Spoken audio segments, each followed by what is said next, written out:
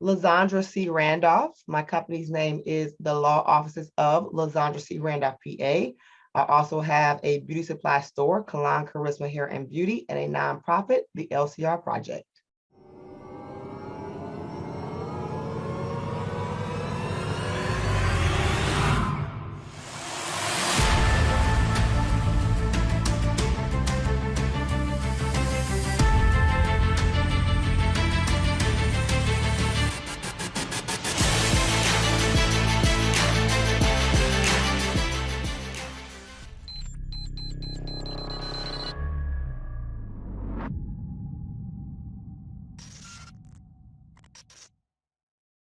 Hey, it's Kellen, and today on Diversified Game, you guys are in for a real treat. I have an attorney, and I don't think she'd be offended if I called her a rattler because she went to FAMU, and so HBCU fam, we right. love it, we love it, we love it. More of you need to go check out a HBCU. You might finish, and you'll find friends lifetime and business associates lifetime. But Dr. Randolph is going to give us the game, aka let's just reclaim a name and say, hey, Dr. Z, because some of y'all might, yeah, Dr. Z. I'm okay with that.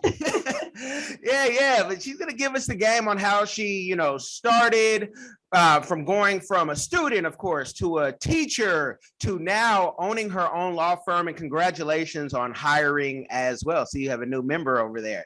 So welcome to the show. How are you doing? Thank you for having me. I am doing well. How are you? Blessed by the best. I cannot complain. Tell the people, because some people watch like Law and Order, or they'll watch a show on HBO and say, hey, I want to become a lawyer because I want to make all the money that I see them make. But you know some lawyers who are making $25,000 a year and maybe below. Can you give us the game on how you got here, and what it took to get to this stage of entrepreneurship? And we'll touch on your other business as well. Right. Well, I had a very long journey. I knew from the age of 8 that I wanted to be an attorney. And I always tell people, when you know, and when you speak things into existence. So from the age of 8, I'm going to be an attorney. Anytime anybody asks me, what are you going to be? It was an attorney. So I moved on up, middle school, high school. I gained some other interests in high school. And one of those interests was being a VJ, right? I wanted to be on the radio. And when I went to FAMU, I majored in broadcast journalism, believe it or not, and didn't change my goal of being an attorney. It's just that I had interest in other things, which I think is okay to, see what other interests you have and see where it takes you. So I remember my freshman year, and we went to a colloquium, right? That's a class where you don't get credit for, but you have to attend, right? And they tell you kind of how the journalism world works. So we had someone come and speak, and they said, well, journalism is very hard to get into. And when you graduate, you're probably going to be making about $25,000 a year. So I sat there and I said, pump the brakes, pump the brakes. I'm not going to school for 4 years to make $25,000. I'm just not doing that. So I made a beeline to my counselor, and we sat down and we talked about my goals, right? So of course, my ultimate goal, being an attorney. But what do you want to do short-term goal? Well, I definitely want to make money when I graduate school. So that was one of the short-term goals. So we sat and said, okay, why don't you major in English education, because you love helping people, from what I understand. You want to make some money, because back then, teaching was lucrative, right? And it wasn't a big headache back then. And you can actually teach students and really be able to impact someone's life. And so I said, I think I can do that. English ed, because I major in English. It teaches how to write, critical thinking, what attorneys do all day long, right? So I said, yeah, let's do it. So I majored in English education, graduated school, and I became a high school English teacher after graduation. So I was able to make money. I mean, when they hired me, I got a bonus for even coming to the school. I'm like, oh, oh, this is money right here, being 23 years old, 24 years old. And I had always worked, right? But when you're talking about $5,000 bonuses in your hand just right away, and then you're making a good salary, it was very lucrative. But at the same time, it was very rewarding because as a young person, still in my 20s, I taught high school, which was, seniors. We were very close in age, but I was able to make an impact on their lives. So that was the rewarding part. And I grow to love teaching and pouring into others. So I did that for a while.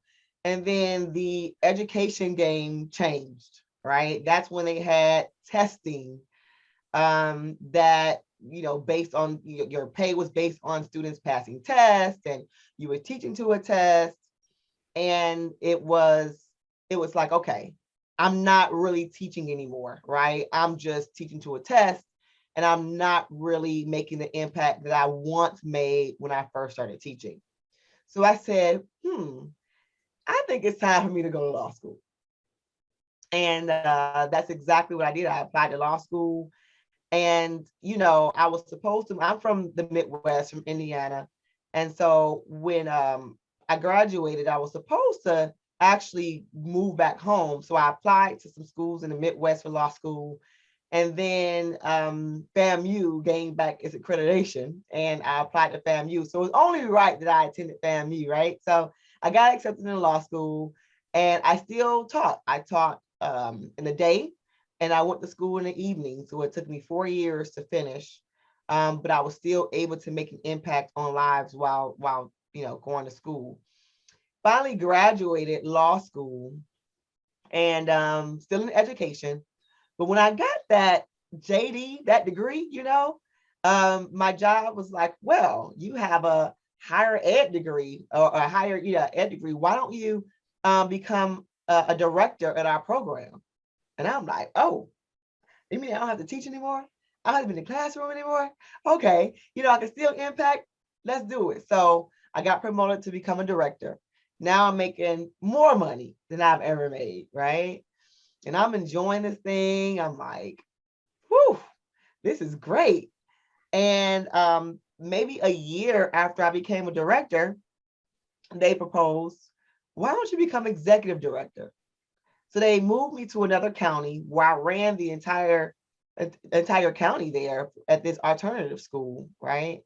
And at this time, I'm like, oh, more money, right? And still being able to make an impact because you know, alternative ed, those, students really, really need it because they're coming back in trying to get their high school diploma. So they need some extra attention and a push and some stern, firm, discipline along with it.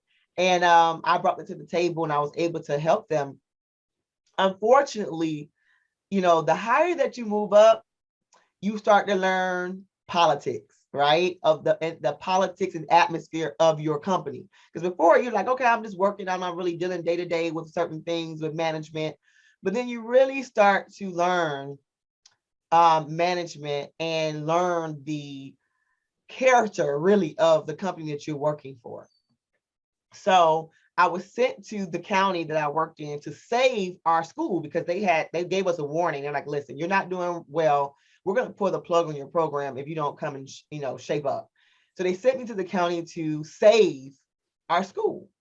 And so I'm sitting in all these county meetings. I'm doing exactly what the county wants me to do. And then here comes my boss, the owner of the company. And he's like, no, I don't want you to do that. I want you to do this. And I'm like, but the county says I have to do this. No, I don't want you to do that. So we started to bump heads because number one, you sent me here to save the county, the school. I'm doing what the county is requiring. And now you want me to go against that. So not only are you threatening I think the students' education, right? Because you're wanting things to happen. You want more students in the classroom than teachers. You don't really care. And I'm starting to really feel a pull that we really don't care about our students. It's really about the number and the dollar. And I wasn't having it. And I pushed back. I pushed back a lot on things that they wanted me to do. And they didn't like that. They didn't like it at all, that I would push back, that I was trying to do what's right by the students. I also do what's right by the county. And I also had a reputation, right? I'm in education, and if I ever want to work somewhere else or work in another company, I have a reputation. I have to do what's right. So I gave pushback. And since I gave pushback, they demoted me. They demoted me back to director at first and moved me back to Orange County. And I was like, oh, well, as long as I keep my same pay, it's fine. But then they had a plan all the time to fire me. And that's exactly what they did one summer. They fired me. But in that, God had a plan the whole time, because God's like, I didn't send you to law school for you to be in education, right? This whole time. I didn't birth that in you for you to kind of not walk in the purpose and path that I've created for you, what you've spoken into fruition the whole time. So I knew it was God's plan, but it was scary. I only had an education background. And so I started filling out resumes and sending in resumes. And guess what? Nobody would hire me. Nobody would hire me. And I'm like, Lord, I'm about to get put out my house. Collecting unemployment, that type of thing. But still pressing on. So I decided at that time, I said, I have to do something. And that's how the law offices of La-Zondra C. Randolph, PA was birthed at that time. Wow. And yeah. It was birthed in the struggle. Okay, so anybody out there, she saw the warning signs that, you're difficult. You're always difficult as an employee when you have new ideas or you want to make change, especially with, youth. Your whole thing is, you practice family law, and even, your nonprofit, it's all about helping people. How much of that stems from losing your father at an early age and seeing what he kind of left behind? I read your story, how your brother and his mother and your mother were pregnant at the same time. It's right. A very common story, especially right. In our community, right? We can't have polygamy, but it's okay if old boy goes down the street around the corner, but nobody wants to talk about what we're originally from, of the, polygous nature. Don't have to go on a soapbox about that. Right. We'll say that, but how much impact was that, and seeing that, and now it's like, I want to keep helping people because I want to ease their pain. I didn't realize it from the very beginning. It didn't click, right? So after I started practicing, I only really knew how to do family law because that's what I did in college through a legal clinic. So I knew, okay, I had to do family law because this is what I know how to do. So I started getting into the family law arena, started, hearing the stories, started helping clients. And then, eventually it clicked. I started hearing the same stories, and I started hearing, mothers wanting to keep their children away from fathers because they were no longer together, or because somebody else was pregnant, at the same time. Or even fathers saying, we're not together, so I don't, I kind of want to be a part of the child's life, but I don't want to be on child support, and I don't think it's fair, so I started hearing from both sides of the coin regarding this family aspect of, having fathers in the home, or how do you co-parent without being in the home. And then it sat with me, and I said, this is my story. You have to be able to relate to people. And that's one of the things that I find so funny, is that a lot of times clients will come into my office and they'll tell their story, and they'll say, you don't understand. And I say, how do you know I don't understand? Do you know my story? No, I don't understand, but because they think that, as an attorney, we're so poised and, we got it all together and we've never had any issues. And it's like, please, if anything, we have more issues than most, because we have to be able to relate to our clients. And so I sit there and I tell them my story. And, my father being killed when I was 8 years old. But one of the things that my mother never did, even though my brother, like I said, my brother's mom was pregnant at the same time, my mother never kept me from my father. As much as hurt and pain that she had to go through, I'm sure, as she's told me several times, wanted to fight, You know, she never kept me from my father. And the same thing with my brother's mom. She welcomed me with open arms. I remember traveling when my brother moved to Atlanta for a very short time, riding in my dad's shorty boy brown caddy, you know, going to Atlanta, going to see my brother. My mother didn't have an issue with it. And when I got to Atlanta with my brother's mom, she treated me as if I was her own child. So they never showed drama and disdain, not in front of us, right? And my dad loved both of us the same. Although my brother and I had two different lifestyles because of our mothers. My brother's mother was mainly, you know, on drugs and things like that. And so he had to go live with my grandmother for a while, which is my dad's mom.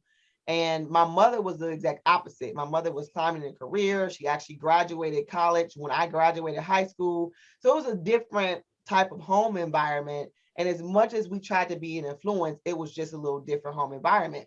But my mother, you know, my father loved us both the same. And ironically, my father knew the difference in our backgrounds. And my father always told me, take care of your brother. Take care of your brother. And I grew up bullying my brother. Because even though we're the same age, you know, I'm a month and a week older than he is. And I was actually a little bit taller than he was as a kid. And then, you know, because I took what my father said very seriously, you know, take care of your brother, I protected him. Anytime somebody messed, I protected him.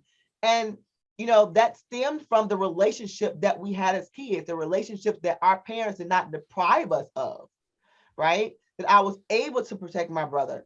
And then once he grew up and he shot up, now he's like 6'7". And, you know, middle school, he shot up and I looked at him, I was like, yep, can't bully you anymore. And I kind of stopped. But even to this day, you know, we have a very loving relationship. We talk and, you know, I don't have children, but he has children and my nieces and nephews. And, you know, I take care of them. I love them. And as a matter of fact, my oldest niece is getting ready to graduate and go to the Florida A&M University, like her aunt. And so my point is that you don't know the decisions, right? The decisions that you make today will ultimately affect not only your life, but the lives of others in the future. So just think if my father would have kept me from, you know, my mother. I mean, my mother would have kept me from my father. My father didn't really wasn't really around because of what happened. I wouldn't have had the relationship with my brother. I wouldn't have had the relationship with my nieces and nephews. Who knows what school my niece would have went to? Whew, that's even scary to think about, right? Yeah.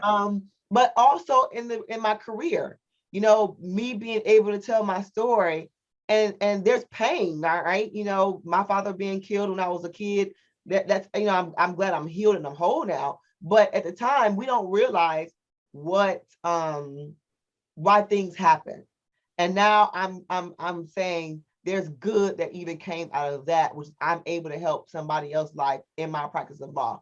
So I'm able to tell this story to my clients, and I'm able to kind of get them to see a different perspective in their you know, in their families, and hopefully bring them together where they can co-parent without drama. Let me go back in, because you deal with so much, you know, many families in different aspects, and I've worked with, you know, families from group homes to psych wards to working for CPS. What if, you know, what if, like certain cultures, you know, people always think of the Mormons, but there's so many other cultures, if families actually work together and those two households were able to be put together.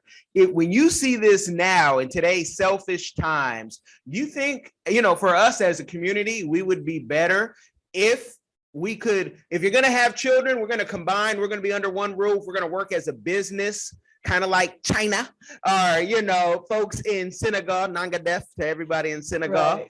Right. Like, what do you think? Could it happen? Should it happen? Or is that just in a total like fantasy world? I have not witnessed where families resided together, so to speak. But let me give you an example. My brother has three different, I don't want to call them baby mamas, but that's what they are, right? That's what they is. That's what they are. But yeah. And so the oldest two is with one lady. He has two middle, right? With another, and then another with his wife, because he's married now, but with his wife. And then he went back at some point with his wife, and they had an issue with the second set of their mother, and had a younger son, right? But the funny thing about that family is they all talk to each other. All the women talk to each other. They call each other before they call my brother about stuff. Oh, this is going on with the kids. They call, one call the other call the other, and they go over each other's houses. They spend a night. I mean, they don't live in the same household, but they all communicate very well. It took a while to get there, right? It wasn't always like that. But I think after everybody decided, because it takes inner work, right? And it takes your own personal responsibility. So I thank God that all of them decided to heal in that regard, where they could work together and not fight each other on things. So I'm looking at their relationships, and I'm like, I need to get some of my clients to talk to y'all about, how this all works. But it is possible, because I know families that take trips together. They're not together, so to speak, but they take trips with the new wife. So the child's mother and the new wife and the husband and the other kids, they all go on family trips together. They all do events together. So it is possible that we could get along. It just takes a lot of inner healing and getting over, because it is what it is. I mean, unfortunately, that's the kind of world we live in. But when things happen, we have to learn how to heal, and we have to learn how to heal ourselves. We can't depend on people to heal us. We have to really sit down and do some inner healing. And I think once we do that inner healing, then we could show our children that it is possible to co-parent and live in that type of environment. And I can hear somebody who watches too much of the Manosphere at 11 at night, who is very single. It's a man. I can hear him right now. Well, that's why the women got to get on board. No, it starts with you, captain of your ship. Right. You got to get on board and be honest on how you want to live your life, and tell somebody, this is what I plan on doing, and you can follow it, or tira la puerta, you can hit the door. But that's the game on that. Let's get into you as an entrepreneur. You mentioned a business I was not aware that you had. So I want to talk, every lawyer wants to either be an author or a business owner. How did you get into, retail? If it is retail, maybe it's all online for all I know. Give us the game on that. It is retail. So even, I've always had this entrepreneurial mindset, right? Even though I, didn't want to jump into it so fast as an attorney, but I'm here now, right? So, it's open game, right? So a friend of mine, we were very, very close. We're very, very close. We became friends in like 2009, I would say. And we've been really, really close. And we went on a trip. We were getting ready to go on a trip. And this was back in 2018. And so we were saying, oh, let's get ready to go on this trip. We're planning on, getting these bundles so I can come out the water, and how they doing all these videos and cameras, glistening, and water and hair still wavy and my face still beat, and looking all glorious.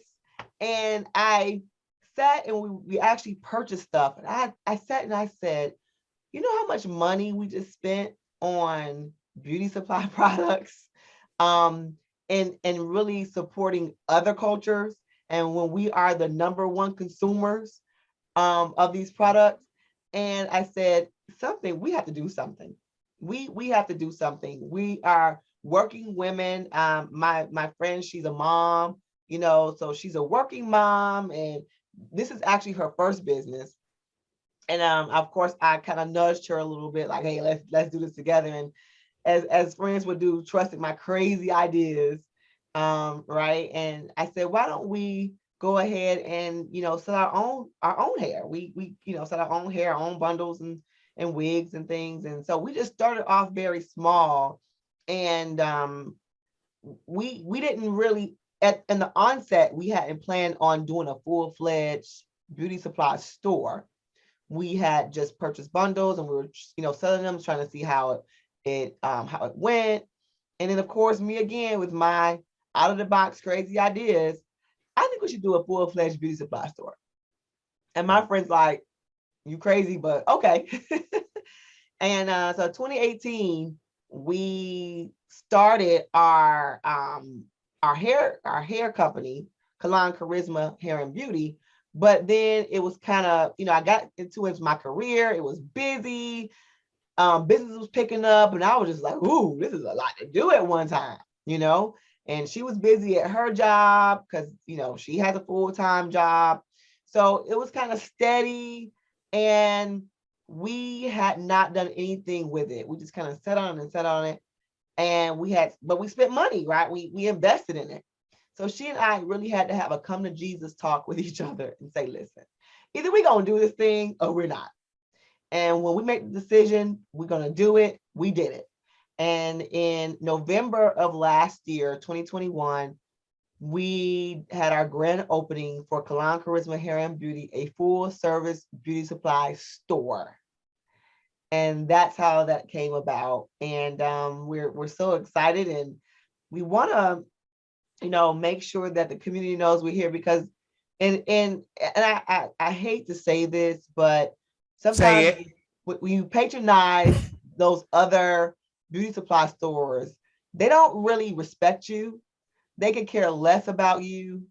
And we know that, because now, when I told you, when you're in a different side of things, when you're in the management, and us really having to deal with the suppliers, they don't want to see Black people, period, in their space. They don't want to see Black people in the beauty industry at all. And they'll try to sabotage it. I mean, they'll do anything from saying that your minimum order quantity is $20,000. And you're like, really? Like, I'm not going to spend $20,000 on just hairspray. Like, you are being ridiculous right now.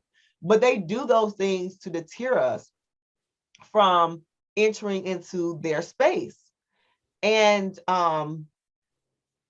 if that means, as your Black dollar, they don't really care about you. They just care about your Black dollar. They don't want to see you in their space succeeding, doing what they're doing. They just want your money, and they don't care. Whereas we get it. We get how we're treated. We want you to come to our store and be treated with respect, because we have the same backgrounds. We have the same struggles. We know what it's like to be disrespected in other spaces. So, we try to provide respect and good customer service. And we try to dispel the rumors that Black people don't have good customer service, or, Black companies don't. That's a lie. We do have good customer service. It's really up to the individual owners to do that. But, I don't like when people try to throw away all Black businesses because they say that we don't operate well. And people don't understand struggle either when you're a Black business trying to operate, right? People don't understand what we got to go through dealing with suppliers that don't look like us. So while you're thinking, oh, your products are too high. Well, they're high, number one, because we have to kick our way into this game, right? They don't offer us the same deals, and we're not huge yet to where we can get the very big discount. So we have to start somewhere. So our consumers have to understand, we're not hijacking prices because we're trying to break you or we're trying to get in your pockets. Our prices are what they are because we're trying to kick in the game, in the door to get in this game. And when we're there, then we reach back, then we can lower our prices. But it takes for our consumers to help us do that. Because if our consumers don't help us, they're always going to have a lock on this. So it's a team effort. And people don't realize that the more and more you patronize, the more and more we grow, the more and more we can reduce our prices, the more and more we can have a beauty supply store in this corner, a beauty supply store in that corner, like everybody else does. And that's where we need to be. And that's our goal. Our goal, we're not just satisfied with being retailers. We're going to kick this door in, and we're going to provide opportunities for other business owners to get in the game. Wait and see. Man, and if you guys, have such a high problem with the price of the products, maybe, just maybe, you need to switch up your hairstyle because, some of y'all are doing more in your hair than you're doing in your index funds. But you come here for real game, and I can't. Yeah, I can't be canceled, but I let our people know. I see us looking real good on Instagram. I want to see you at 50, 60 and see if you're still working at Walmart saying hello. I'm here to greet you. Right. Because if you're doing that, there's maybe a rare occasion that somebody just wants to get out the house as a senior citizen. But if you're working a job that a teenager could work, it probably shows somewhere in life something went wrong. And it might be that you didn't have good planning. And I say it like that. The doc didn't say that. Dr. Z didn't say that. Kellen said that because you guys aren't going to, half of y'all can't afford my retainer anyway. But I can say what I need to say to help you so you're not begging for money, crying, whether you're in America or Africa. Now, that's a conversation for a different day, but I'm going to leave that one alone. Can you tell the people, what are some of the things that they can do? The 14-year-old right now, they say, I want to be a lawyer, but I'm not the best student. I don't have all the money. Nobody's supporting me. They don't get the Chloe programs, which because I was a piss poor student till I got to college, I didn't know about Chloe or anything, but I learned, right? Because I don't do good on standardized tests because I found out 3 years ago I'm a dyslexic. Superpowers. But, right. What do they need to be doing? What do they need to be studying? Because a lot of times you don't get the game until it's like you're in college and you're like, nobody told me this. Right. And we have to, as a community, stop. I'm gonna put this out there. Stop trying to make our kids learn the hard way. I don't know what this thing is about. Let them get out there and make mistakes and do. I mean, yes, people are going to make mistakes, but there are some mistakes that are avoidable if you just teach, right? And so we have to, as business owners, people who have made it, be mentors. So that's my first thing to say: get a mentor, somebody who is where you want to be. I don't mean somebody who's, it's okay to have mentors that may be a little bit older than you, but no. Where do you see yourself 10 years from now? That's who you need to go talk to. If that person turns you down, go talk to somebody else. That person turns you down, there's somebody that will help you. It may not be the first person you ask, it may not be the second person you ask, but you have to be resilient. You have to be determined to say, I know that I need a mentor and I'm going to find somebody to mentor me.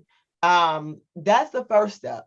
But as you're doing that and finding the mentor, then you study. You study what you want to do and what you want to be. What does it take to get there, right?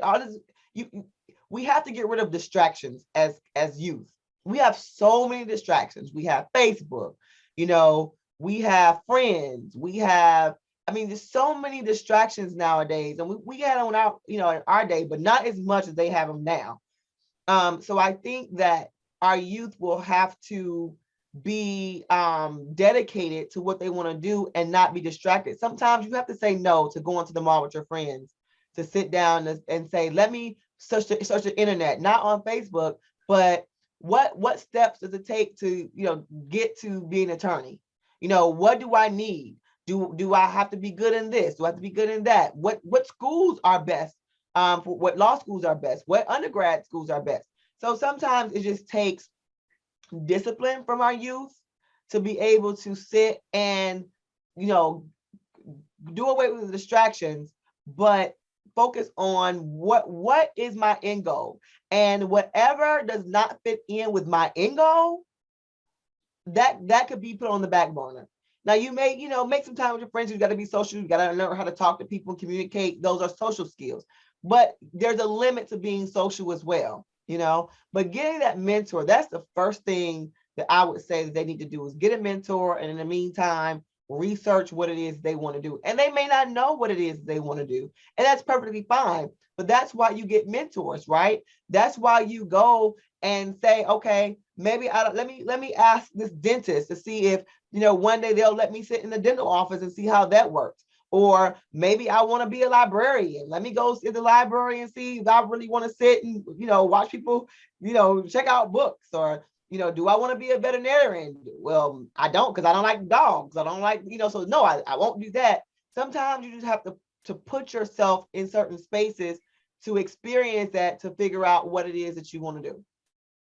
And when she says, you said it, when you said it, I said, like some of the sports you guys choose. I played football all the way up to college. I get it, until they told me my grades weren't good enough. I got to sit down because your grades are piss poor. How'd they let you in with a 1.9? But that cheerleading, that dance, all that stuff that is, it means nothing when you're an adult. And it's the reason why a lot of us are on services, because we put so much into the entertainment, so much into the let's have fun, and not focusing on where the funds, how we going to take care of mama when she's sick, or big mama. So, you focus a lot, and you have a nonprofit. Can you tell people your community give back that you're doing, or one that you would like to do in the future? So I have the LCR project. It stands for Love, Compassion, and Resolve. And that was birthed back in late 2013, 2014 is when I did my first program. So my first program was Rekindling the Flame, and that's a dinner date night for couples who reside at the shelter. Because again, I'm big on family. Anybody know me? I'm big on family, and I'm big on keeping families together, keeping families coherent. I'm big on that. And so that was my heart, is to take these parents out on a dinner date night, to get them away from the hustle and bustle of the work and shelter, and just to get them to refresh, right? And to renew themselves. And they love it. I mean, my heart was full every time we did that program. So that was our first program. Our second program that we started was Holiday Sleigh. Holiday Sleigh is a program where I collect household items and furniture throughout the year. I keep them in a storage unit to donate to underserved families around Christmas time. So we just choose several families in one particular neighborhood, the families that are most in need of household items, and we donate those items. And I tell you, we decided we weren't going to do clothes, we don't do toys, we don't do food, because there are a lot of organizations that do that, right? And our families can go from organization to organization, collecting food, collecting toys. I've seen it, right? I've seen the same family go from, this organization got a bunch of food. But what good does it do to have a bunch of food when you have one pan to cook it in? Right? Doesn't make sense. You're going to be cooking all night. So, it's one of those things where we tapped into the real need. You got toys, but you're sleeping on the floor. You got 6 kids sleeping in one bed. That to me is a real need that needs to be addressed. And so we focus on that. We've been doing it for 8 years now, and we focus on that heavily. And last program that I've done was a civic education program, where we taught middle and high school students civic education, because they don't teach it in school anymore. And we have to cultivate our next leaders, because the politics game looking kind of real slim. So we have to be able to create our next generation of leaders, and that's what we're focused on. So I don't know if you see the theme, the theme in everything that I do, from mentoring, because I do a lot of mentoring. The attorney that I hired, she was with me since she was an intern, and I've cultivated her. Now she's an attorney. She's been practicing now for a whole year. We was like, "Whoa, this went by fast," But I look back and I see there's a theme in everything that I've done in my life. Whether it was teaching, pouring into students, mentoring them, even with the intern that I had as an adult. I'm not in the classroom anymore, but I still mentor and I cultivate individuals who are trying to get into the legal space, and whether it's a legal assistant, I'm still teaching you how to do that. Even in the beauty supply store realm, teaching my partner business, and we're also still learning the whole industry, but still being able to pour into her and help provide opportunities for her. It's all about helping people. And I pray and I hope that people get that helping people is what has to happen once you make it, right? You have to reach down and you have to help somebody else. That is your responsibility. That is the reward for you doing what you're supposed to do, for you making it. You are responsible for helping other people to get where you are. Don't worry about other people passing you by. I always tell my, people that I mentor, I want you to be better than I am, right? That's the goal. I'm not concerned because my gift always will make room for me. If this is my purpose and something God has called me to do, I don't worry about when I'm going to eat tomorrow or what's going to happen. No, my purpose is to help people and to cultivate people and to make sure that I be a good light to those. And I just want to touch on one thing, going back to the whole broadcast journalism and wanting to be on the radio. So I was also on a Christian show for quite some time. And I to this day now, I have a tidbit on 106.3 FM in Daytona on Friday. So I'm on the radio. So even what I wanted to do back then, I'm still doing now. So everything comes back in full circle. My thing is trust the process. Nothing that you do is by mistake. Even if you're thinking, well, why am I here? Why am I doing this? Like I said, my dream was never to be a teacher, but it fit into what God's plan for me was. My dream was really to never have a nonprofit because, no one really introduced me at a young age to the nonprofit world, right? That came about because of my gift of helping. So sometimes we got to trust the process and trust that whatever our gifts and talents are, whatever our purpose is, as long as we keep trusting in God, as long as we keep, trusting in ourselves, it will happen. And let me say, because I have to say this, nothing in life is easy. Nothing. Sometimes we want to take the easy way out. Sometimes we're afraid to take a leap of faith in certain things. And I can tell you, everything that I've done has been a leap of faith. I didn't know, law. I didn't know how to run a business when I started. That was a leap of faith. I didn't know how to run around a nonprofit when I started. Definitely nothing about a beauty supply store when I started. Everything has been a leap of faith. It's been a journey. It's been a learning lesson. And it also requires patience, right? Yes, I have an end goal and I believe that I will get there. But sometimes we want to skip the process. But the process is what teaches us. The process is what makes us resilient. The process is what pushes us to the next level of where we need to be. So don't be afraid of the process. Don't be afraid of taking risks. Don't be afraid. Yes, you're going to be frustrated. There are times in my, when I started in my firm, I cried. I'm like, God, what is this? I'm a whole attorney out here about to get put out of my house. Like, what's happening? There are times when I challenges come, but you know what? You just got to face those challenges head on because you're going to be challenged every day in your life. Kind of like, Kellen, what you said about working at Walmart. You're going to be challenged at Walmart even. You can't run from challenges. That's just what it is. And so what would you rather do? Would you rather, face a challenge in something that you're going to prosper in and your purpose? Or do you want to face a challenge in something that, is beneath what you're supposed to be doing and beneath your purpose? Choose your challenge. I would rather challenge, take the challenge of doing something that's going to push me and grow me versus, settling for things that are not tied to my purpose.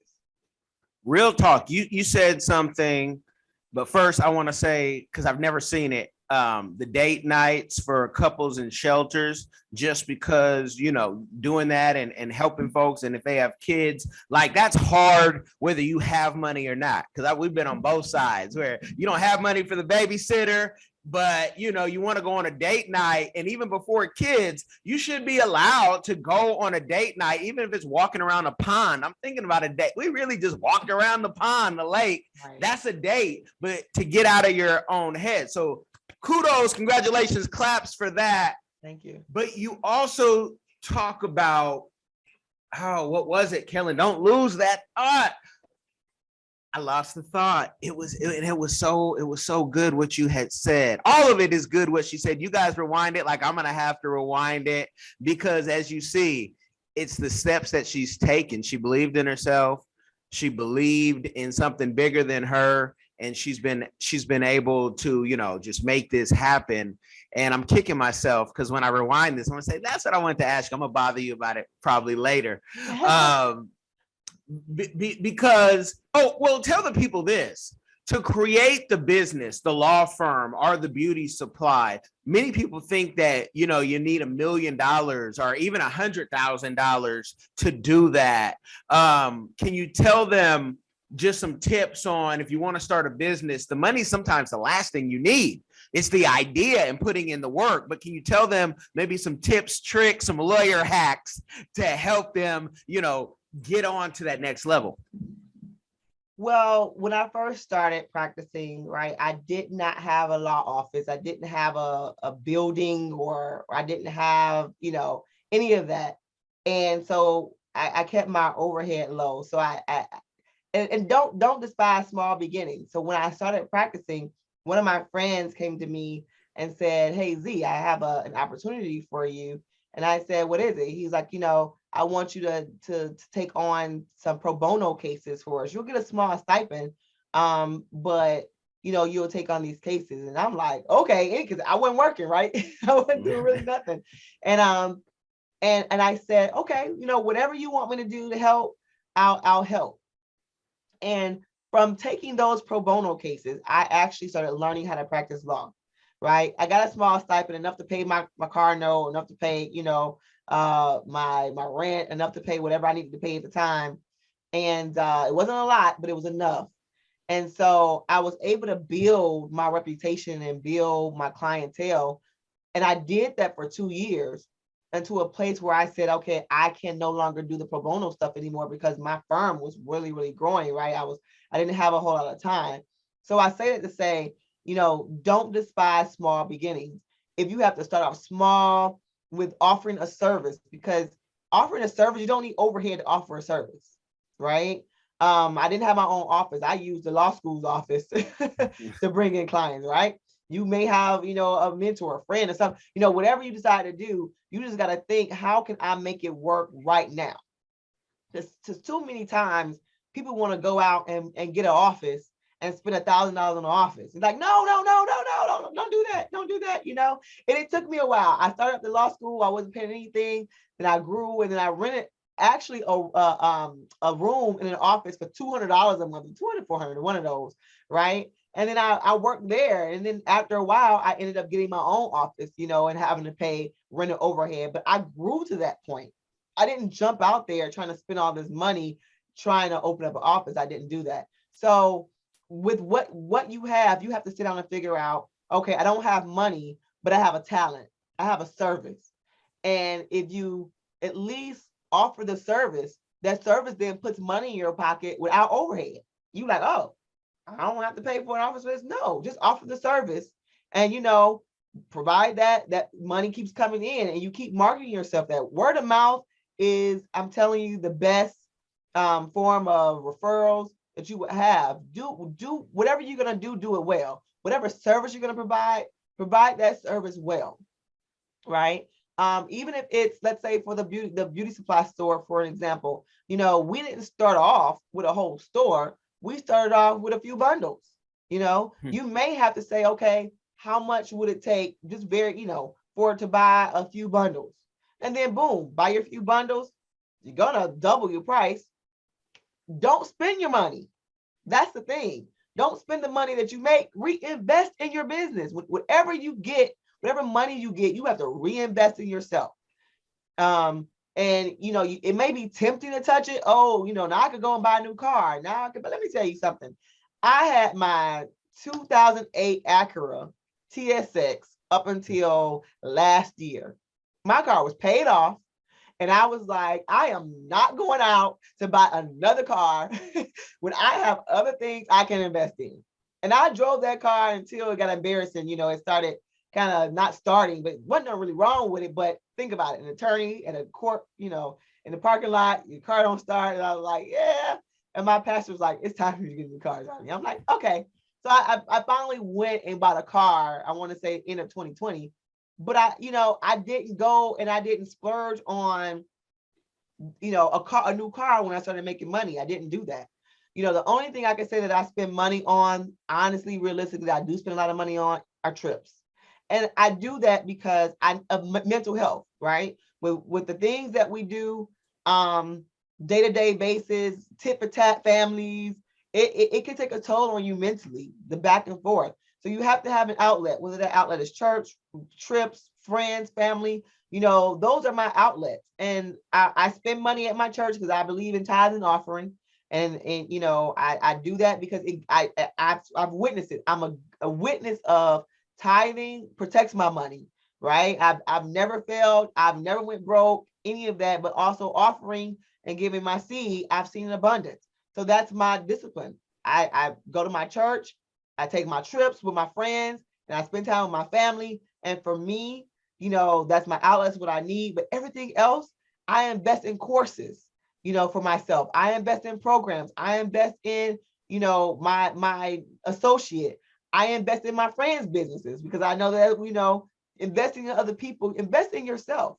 Don't go out and splurge and spend the first, couple coins you get. Invest in yourself. Okay, and I remember what I wanted you to teach me, because you said they're not teaching civic education in schools anymore. My kids homeschool; they're with the teacher right now, virtually. They're not teaching politics and how a bill is passed. I don't want to sing the song Conjunction Junction because she's not old enough. Dr. Z not old enough to remember that. But but like is that when was that taken out? Because there's like 4 parts of like civic education, if I remember correctly. I can't even remember, but it's been a very, very, very long time. Right. Even when we did the course, so the program is called Task Force, and FORCE stands for Fostering Our Responsibility in Civic Education.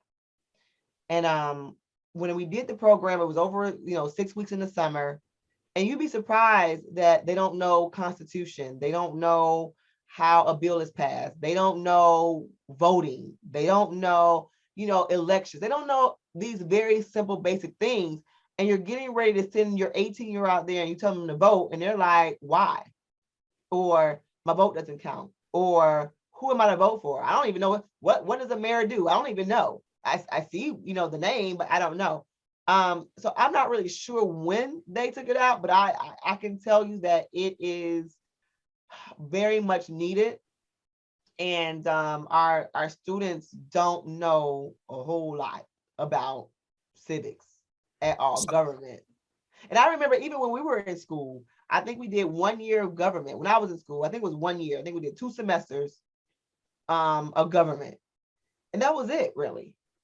So you really don't learn these things until you're out in the real world, until you start voting and people start pushing you to learn these things. But at that point, I don't say it's too late, but we need to make sure that we cultivate their interests in even running for office. It's good to have young people with good ideas, with different ideas, those that aren't tainted, right? And tainted in the political world. We need them to be our leaders because politics are tainted.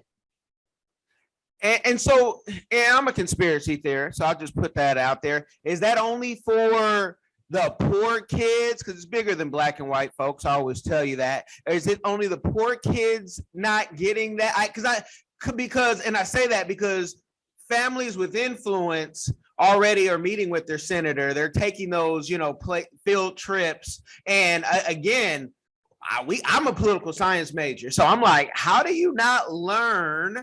That's my first degree, at least. How do you not learn politics and how this thing works when back in the 60s, 70s, they were showing cartoons and things? So is it just a class thing, do you think? Or I think it is a class thing. And I wouldn't say completely, right? Because again, you may have some families that are higher class, they don't really I won't say care about politics a lot. I mean, this new generation, their priorities are a little different, right? They are more open to things. They don't like to be confined to one idea, one space. So sometimes to them, oh, independent, Republican, Democrat, they like, we don't care about that. We care about issues, right? I think our generation, our young generation, they're driven by issues. So I think that a lot of our higher class families, they do teach their children about certain issues, and then they cultivate their children in those particular issues that they care about. And you're absolutely right. I tell people that we just didn't all of a sudden choose a president. They were slating who's going to be president. Like, it's 2022 right now, but best believe 2042, they already know who's going to be president way ahead of time. They've already slated these things. Meanwhile, we're still trying to figure out, local stuff. We still trying to figure out the importance of voting for your commissioners and your mayors and your Senate. We're behind the 8 ball. But I think that like I said, in terms of higher class, they teach their children way ahead of what we do in ours, because I think our focus a lot of times when you talk about class is survival, which is something that the higher class families don't have to worry about, right? Our parents, they're not focused on really caring about who's running, who's this. They're at work. They're trying to make a living for their children. They're trying to survive.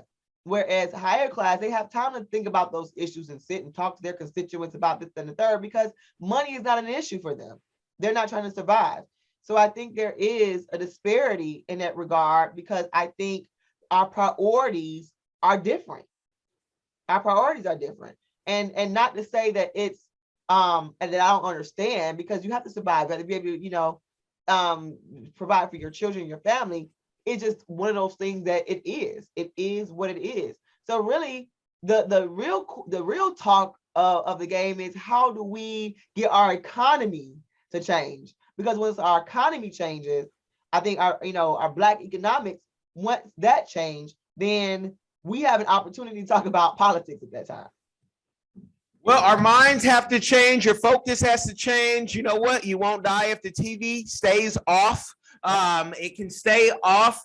And I want, whether you are watching this, for those few who watch on YouTube, tick up the numbers. But this is a top 2% podcast, says listennotes.com. And so if you're listening on iHeartRadio, iTunes, or Spotify, or any of the other platforms, I want you to, rewind this game, get this game, and make sure you share it with someone, because it'll change their life. Please tell the people, again, your radio show and segment, so they can catch some more game. A great storyteller always has to have them wanting more, where they can catch more online or on their phone, or, if they are in the area to catch it, and also where they could connect with you. So when you write your book, they can be first in line for that. Yes, of course. So I am on 106.3 FM Daytona with Bishop Derek Triplett. It's actually his show. He just was gracious to put me on every Friday at 7:45 a.m. Eastern. So you can catch me there. And my segment is Talk About It. So I talk about various issues in the community. It's a Christian station. It could be Christian, it could be non-Christian. Whatever issue I kind of come up with for that week is what we talk about. You can find me for my law firm at lcrlegal.com. All my contact information is there. My background information, any that you need to get in contact with me, is at lcrlegal.com. And then for my nonprofit, that is thelcrproject.com, THELCRproject.org.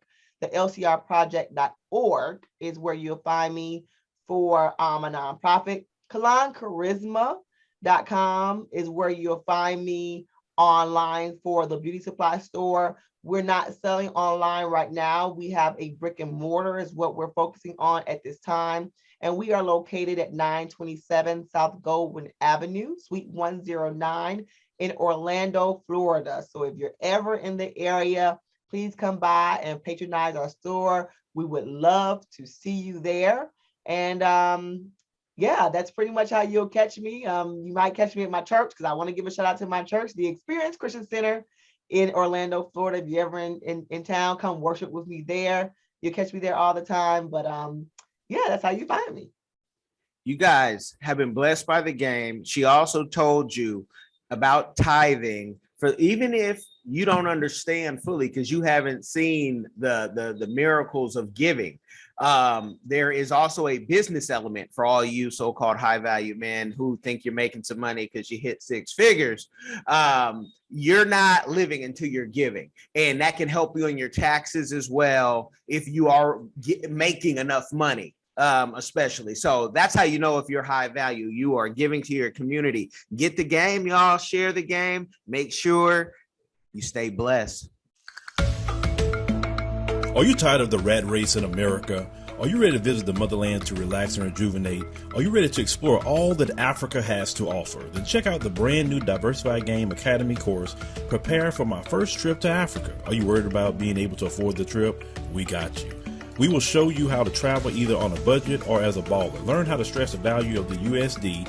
Did you know that 100 United States dollars is worth over 1,000 South African rand, or 10,000 Kenyan shillings, or 54,250 West African CFA? Are you worried about taking your kids? Get the game from Kellen Cash, a bona fide world traveler, having traveled to almost 20 countries, several of those in Africa. Get the game on taking your kids on their first trips.